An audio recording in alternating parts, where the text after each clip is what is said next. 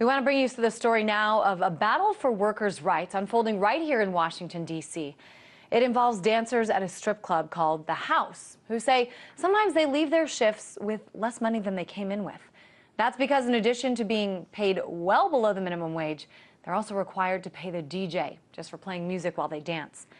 Two of these dancers have now filed a class action lawsuit against the management of The House. The question at hand is whether these women, some of whom are working 50, 60 hours a week, are full-time employees who deserve minimum wage and benefits, or whether they can be treated as independent contractors. The attorney in this case, Phil Zippin, partner at Zippin Law Firm, joined us earlier to talk about why so many strip clubs have these labor issues. I first asked him if the amount of money received from tips is enough. Well, the tips would be enough if that's the way the clubs structure their pay, but they don't. They treat these women as independent contractors, as you mentioned, and that gives the clubs the out to say, well, you're independent contractors, we don't have to pay you anything. If they treated them as you would a bartender or a waitress, you'd pay them a sub-minimum wage of $3.08 an hour, or whatever it might be, and then they'd keep their tips. But that would require extensive record keeping, which these clubs do not want to do. So it is a trend we've seen all across these clubs in the jurisdictions that we've practiced in Maryland, Virginia, West Virginia, and in D.C., that they don't keep records, they don't keep payroll records, they don't keep time records. They simply don't pay these women anything and tell them they can keep their tips as their own and their only source of remuneration. And from what I understand, the dancers also have to tip the DJ, and they're only getting paid this $3 an hour when they're actually on stage. Is that right? Actually, they're not getting paid anything. Okay. They're only getting the tips. They're only getting the tips. But they're paying the DJ, and they're also paying $10 or $20 a night to dance. So imagine a scenario where your employees are coming to work and paying you for the privilege of working. Wow. That's why these clubs are in good financial shape, because any business that operates with the employees paying to work has got to be making some money. So is this unique to this place, The House, or is this sort of a common practice? This is not unique to The House.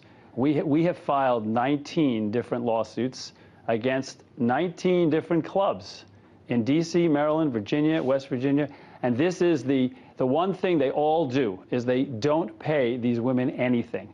So it's just the business model that they operate under. And something that's really interesting to me is that you have filed a lawsuit against The House before, and you won. From what I understand, a judge agreed with you that these women were employees and they should be paid a national minimum wage, and The House had to pay $345,000 in back pay to these workers. How is this, already happening again? I would say, in short, it takes a while before people start realizing that it costs more to violate the law than it does to comply with the law. And our job as employment lawyers, working with people who come to us, is to help make these laws something that can be enforced. So when the clubs get it, and frankly, it's going to take a while, because this business model has been in place for a long time, and it's been very successful for these clubs.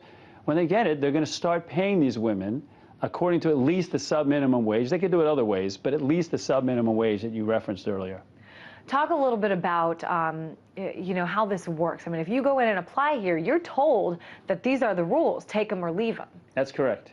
Well, what happened in the case we filed in D.C., where we had a federal judge rule in our favor and find as a matter of law that these women were employees, what she found was it didn't matter what the private agreement may have been between the club and these women.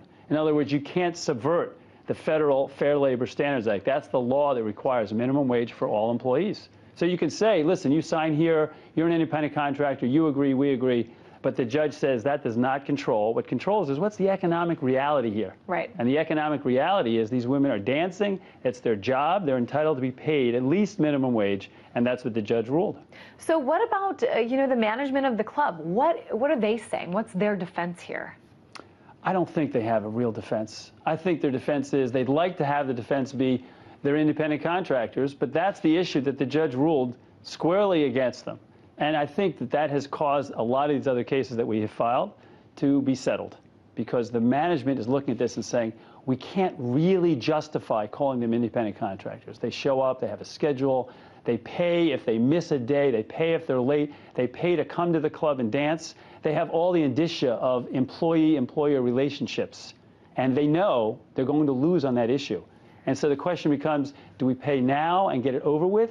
Maybe it's painful, but it's more painful later. And that's, I think, what the clubs have been concluding.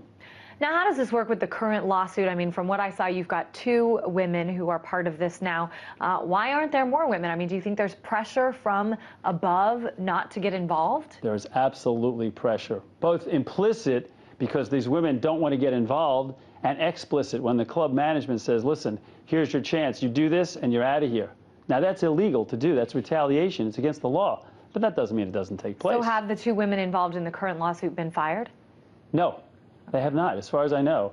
What we do when we file these cases, because we know every time that when there's smoke, there's fire, we ask the court to allow us to send out notices to all the other women that are dancing for the last couple of years at this club. And anyone who wants to can then join in the lawsuit. They don't have to, but they can, because we've already set the pace, and they can now join in if they want. So what's the bigger takeaway here? I mean, a lot of people will look at this and say, oh, strip clubs, you know, they have their own rules as it is anyway. But this is, you know, like I said, this goes on in other types of businesses as well. I mean, how does this change systematically? Well, I think the bigger takeaway is we're looking at an industry where the women are treated as, when I say independent contractors, they get no benefits, no health insurance, no unemployment, no workman's comp, no 401k, no retirement, no pension, no nothing. So they're timed out. When their dancing days are done, they get nothing to walk away with. And let's be honest, this is not a business that you can work in for 40 years, at least most women. That's probably an understatement.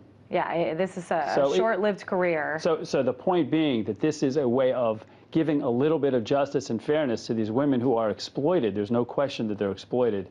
And they leave with nothing.